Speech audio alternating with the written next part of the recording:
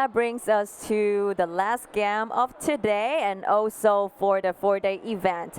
With some fishing, with some horror element, with some puzzle solving inside that makes me want to explore it more. So the game we are going to showcase now is called Drowned Lake. And here with me I have Andre from Critical Reflex. Welcome. It's super nice to have you here. Thank so, you. to kick off, can you briefly introduce yourself as well as Critical Reflex? Absolutely. Yes. So my name is Andre. I am a senior producer at Critical Reflex, and we are a up-and-coming indie publishing studio that's been focusing on like console and PC titles for the last couple of years, and this is one of our most anticipated, I would say, one of the most anticipated upcoming titles. And yeah, awesome, that's it. awesome. So actually, this is, I would say, like the first game regarding fishing, but at the same time have some like puzzle solving with that kind of a bit scary vibe inside. So could you tell me a little bit more about that? What is this game about? Absolutely. So at the core of the story is a disappearance of a young man, which somehow, I'm not going to spoil how, but it draws attention of like several different people, from like a journalist to a rescue person to an old fisherman who wants to do something. As you'll see, we have multiple characters there. And from there on, it's just about figuring out what happened and, interacting with the world, watch it unfold in front of you, and like all the different possibilities and the abilities that you have. So it's not as much of a fishing game as it is a horror game that also has that setting in it. But we really want to balance it out, so it's just like, it's not just like a side thing. It's like at the same time you can also do some fishing. Absolutely. Fish some cod, fish some salmon, for sashimi maybe. Yeah, you know what? We're going to add that in. We're gonna add that in. Really? Absolutely. Okay. So as protagonists, we are the fisher? Yeah, so in this demo, we only have one playable character, who is the journalist lady. Okay. But in the full game, you'll have three playable characters, each with different story beats and different abilities to traverse. For example, like the firefighter character, he has a rescue axe, so he can chop down trees that usually like block the way for other characters. Okay. And it's the same with like other characters as well, like journalists. She gets like abilities to pick locks and like get more about the story. The fisherman probably fishes well. I don't know what he does. Okay, so yeah, why don't we just get started? Absolutely. Okay. Absolutely. Let's head on and press play. Yes. So yeah, as I said, we will only playing with Carolina for now. Okay. The reporter? Yes. Okay. And we'll diving in to the story of the game. Okay. So yeah, as I said, Bento, a young documentarist named Bento disappeared in the vicinity of Drowned Lake. The lake itself is called Drowned Lake. It is. Who dared to go to that lake, actually? I know, right? I know. But the thing is, the game is very much, I would want to say, dredged, no pun intended, in Brazilian mythos and folklore. Because the developers themselves are from Brazil. I see. And the game actually takes place in Brazil, too. Okay. So there's a lot of folklore and, a lot of like that cultural influence in it. And some of the scenes are like actually built like from what it is in Brazil too? Yes. Okay. Yes. So there's a lot of inspiration. They've been going around taking photo shoots of lakes and like, disheveled like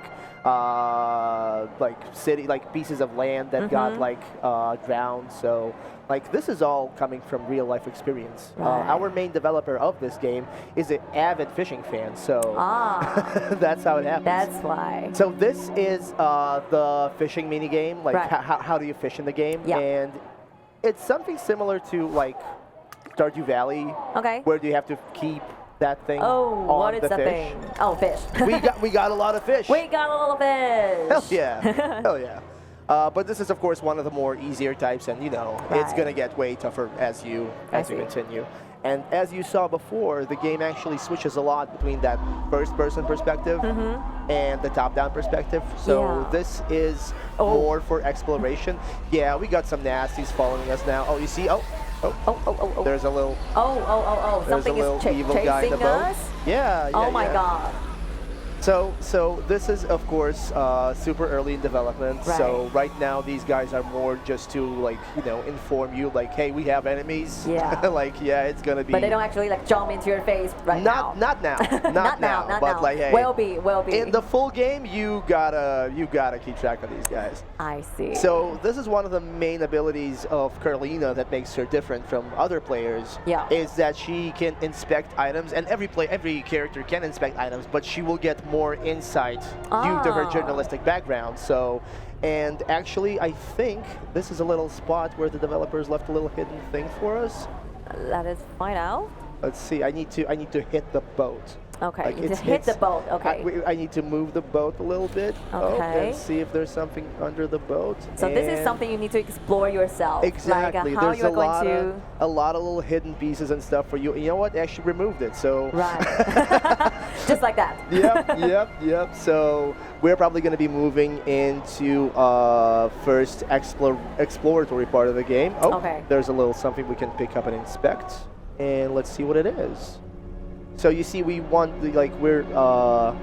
making sure that people see what you can interact with, whether there's a fishing spot like or something else. Thing? And we got a communion wafer. Ah, it's a wafer. That somehow resisted the water. I don't know how it did. Like, it's a strong wafer, you know. It's right. really hard. Right. Okay, but now that we got the wafer, and that's like basically acts like a little med bag for us. Okay. We're just gonna steer on in to the other fishing spots. Okay. So the circles are fishing spots, and the Right. little dots are like usually items or like, you know, points of interest.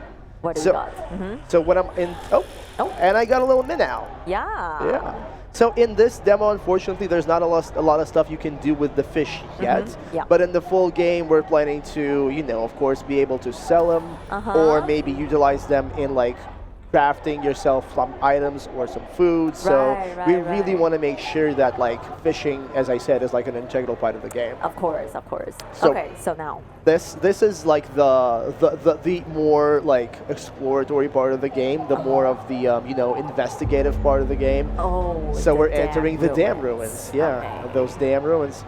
And now we're gonna see you know, what the game has in terms of like creatures and enemies that are not just someone hunting you in the water. Please let me know if there's any jump scares. Oh no. Okay. I'm really because I've been doing like a horror game yesterday and I was like scared to death. Seriously. That's the thing that the development team of this game really wants to avoid, is having those cheap scares, you know? Oh. Like they really want you to feel the atmosphere, so that Totally agree. Exactly, so that there's less jump scares, but when they're there, you're way more invested in it, so it works a lot better for you. Right.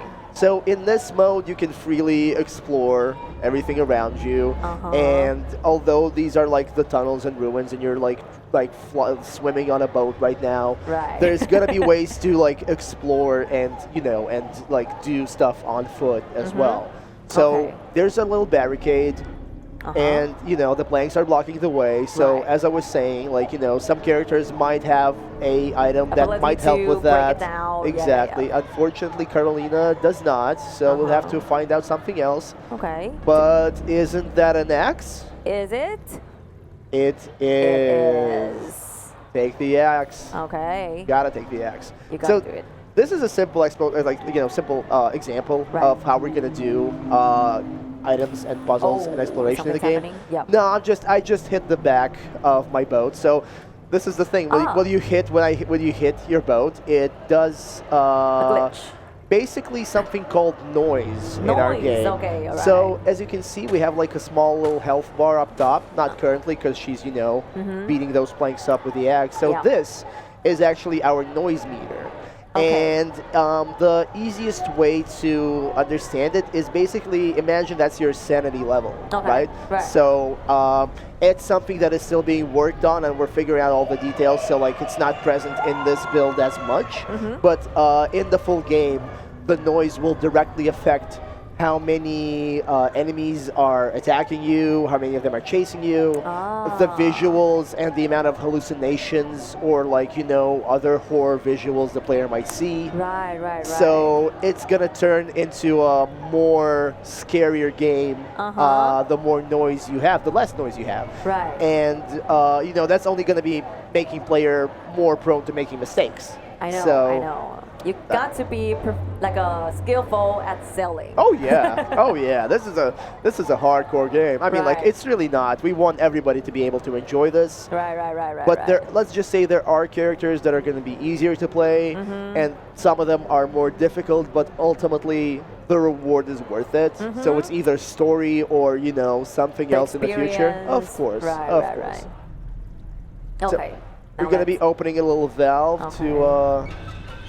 There you go. Go with a little psh sound. Turning. Okay, so we basically like open up the door for us. Okay. I'm gonna do a little bumping around. Okay, actually, this is the way you're supposed to do it, right? Yeah, gonna do it officially. There you go. Not a single bump. Ah, here it is. Right, and we can also Oh. Something's happening. Something's happening. Oh. Yeah. Was that because the thing we do? Yeah, of course. Okay. Of course. Okay. Like this, you have to remember, this has been abandoned for quite a while. Right. And we're one of the first, you know, like human alive people to be here in a long, long time. So now we just got to follow the subtle little hint of the pipes. Ah, okay.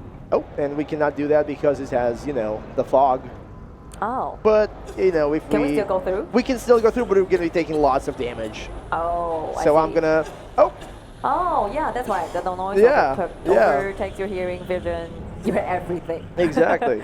Exactly. And now we're back at the beginning, which is not good. That's okay. That's okay. I get to see some very like worth exploring part of this game, and I just want to want to know what do you think set this game apart from the others? Like it kind of like a blend of a fishing game, of a puzzle solving, and of course for the horror part. But what do you think set this game apart? Honestly, I think it is. It's how the mix of horror and fishing is balanced.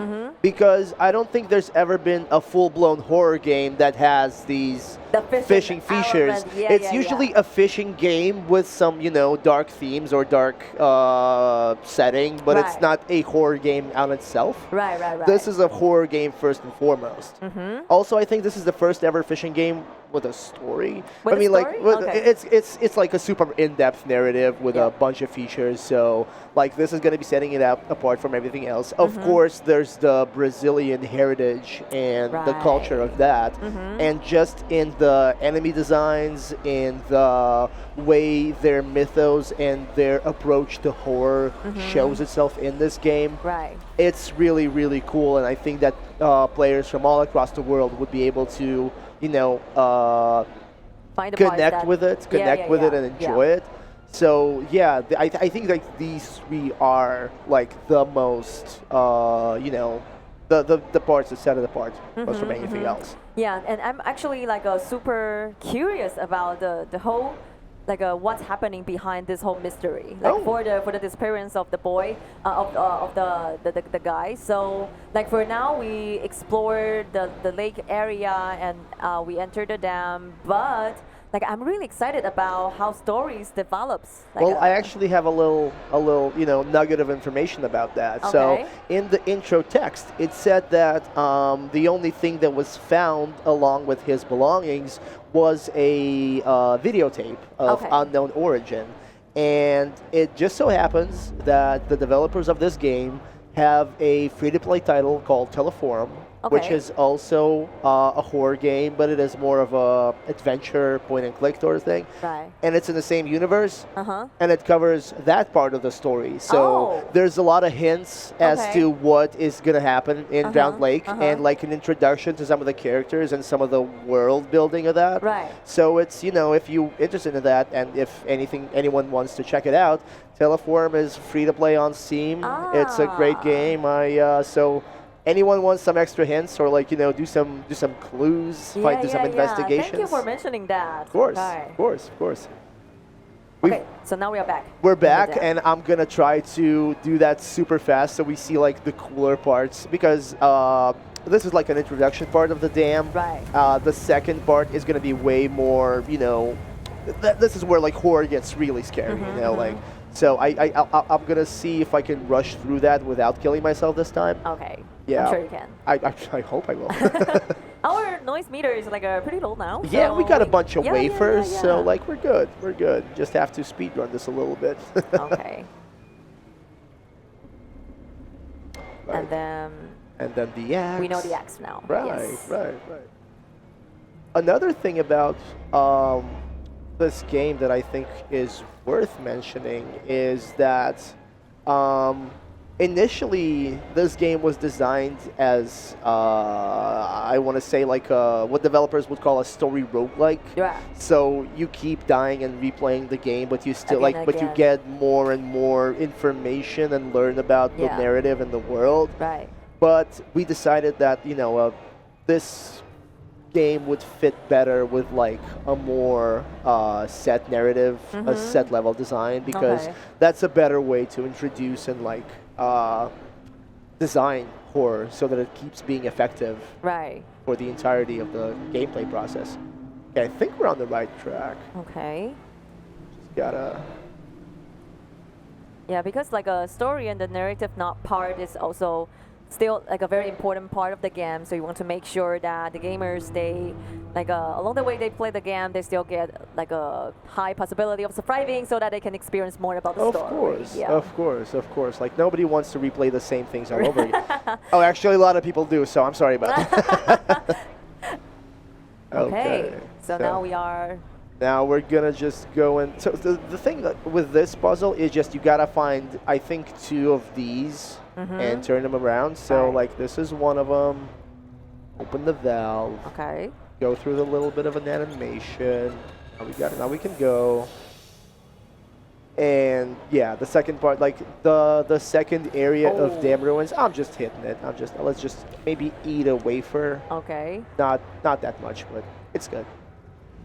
But yeah, actually, one of the things that's really interesting is how the story is written specifically with like Brazilian mythos and culture in mind. And I have to say that I've been working with the development team for almost a year and a half now. Okay. And they are some of the most creative minds in horror. So it's funny because like you mentioned jump scares earlier, and that's what a lot of people expect when they see a game like this or their previous title Teleform. It's like, oh, it's a dark, it's a dark room with like a ghost at the end. So yeah, it's probably something, something jump scary, and it's not at all, to be honest with you. Like they really like building that slow. Oh no, that's the way. Like that slow atmosphere and raise the tension slowly. Exactly. And like I think that's I don't want to say it's a lost art, but like not a lot of like games achieve that nowadays. So. But you do. I mean, the game isn't out yet, so let's hope we do. That's what we aim for anyway. I'm sure you will. Appreciate it. So this is one of those item box thing where we can get a door handle. Okay. A door handle, which is probably going to be useful. I think it will. Of course they will be. You wouldn't get a door handle for nothing, right? yeah. Not in this game. Right.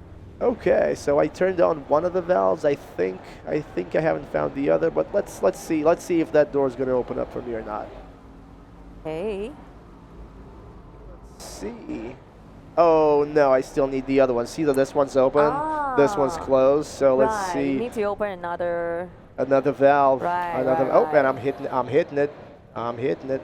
It's kind of the thing that we want to do is add like you looking back, because it's kind of hard to steer the boat. Like I feel like I'm driving a car right now or something, and I don't have a license, so you can which you can tell because I'm obvious. Oh shit. see, I would not be a good driver. So yeah, that's for boats. For boats, yeah. Okay. Oh, got up. Nope. Maybe another. Are you a sailor at all? Oh. There you go. Okay. Wait, let's see. Oh, okay, I know. I have to go like behind it. Okay. As you can see, it's a bit of a labyrinth. Right. There's no way that I can remember the way that I can. There's no way I can remember, and I'm working on the game, so. Yeah, is it though? No, I just came from there. Okay. God, I'm pretty sure like our viewers in the chat are like, oh, it's so obvious. Go there. That's how I am when I watch streams. Yeah, but I seriously can tell like which way we should be going. I mean, we have the pipes. We have the pipes. Right, so that's a hint. I turned on the blue pipe. Okay. And I didn't turn on the red one, so I think this is gonna get me there, which it does. Wait, does it? Let's see. Please. Turn left and hey, there we go. Awesome. Great. Opening the valve, so now I'm just gonna rush through it. Oh. Hey, some horror stuff happening. Okay. And now it's just really trying to make it quickly. Oh, look at that! Yes. Look at that! Like magically have opened. It's a glitch that transported us somewhere. Right. But it did good. It just thank you, magic mythical Brazilian monster for like putting us right near the door. That's right. Appreciate it. So we're like in a super dark part of the which you can tell because you can barely see anything. Yeah. And as you can see, there's just some lights that are barely working. Dim lights. Yeah. Directing us to somewhere. Somewhere super creepy, I bet. Yeah, definitely. Oh. At least I'm not hitting anything. Oh. Okay, we are starting to see something. Yeah, there's light at the end of the tunnel. Yes. I hope it's gonna be a way out. I hope so too. Well, it's not. To another even creepier place. Exactly. How did you know? I think that's always like that. Yeah. It's not that easy. It's not. In fact, we are going to be having to turn valves again. However, we're missing one. So we're going to need to find one of those valves. Okay. Let's see if we're able to find it. So actually you need to like collect it and then put it on? Yes. Oh my god. Yes. And this is like just one of the first levels, so like we plan to get not way too difficult with the puzzles, not way too challenging, but we want to make sure that it's like it doesn't seem too obvious and too easy to do. So look at that. There's a door that we can go through. Okay. But the handle is missing. But we have it. Well, we have the handle. Right. We have a blue handle. This is a red door. Yeah. Oh. Okay. That's something we're gonna have to be more obvious about because I saw I would be using the same handle. Like it doesn't matter the color of the door, right? It's a handle, right? That's how doors work. So like a the blue handle opens the blue handle, right. It's like Resident Evil, right? You have the skull key for the skull door and all that. Right. We're figuring that out. So this is actually the part where you get, learning more about like the inhabitants of Drowned Lake. So for example, have you maybe seen that creature that was riding past us in the tunnel? Yeah. This is him. Oh. This is him. The creature. From the front. Oh, itself. Okay. So like we're getting to learn more about what happened here and We'll also be knowing more about like the inhabitants here, why they end up here. Exactly, and what happened to the people who initially were living there. Right. So as you can see, right now Carolina is having hallucinations because she hears two people talking. What? In that locker room. Okay. But she can listen more if she wants to focus. Okay. Should we listen in or shouldn't we? I think we should. We should. I agree. So as you can see, we're getting more noise from that. Right. So it's actually beneficial for the player. Okay.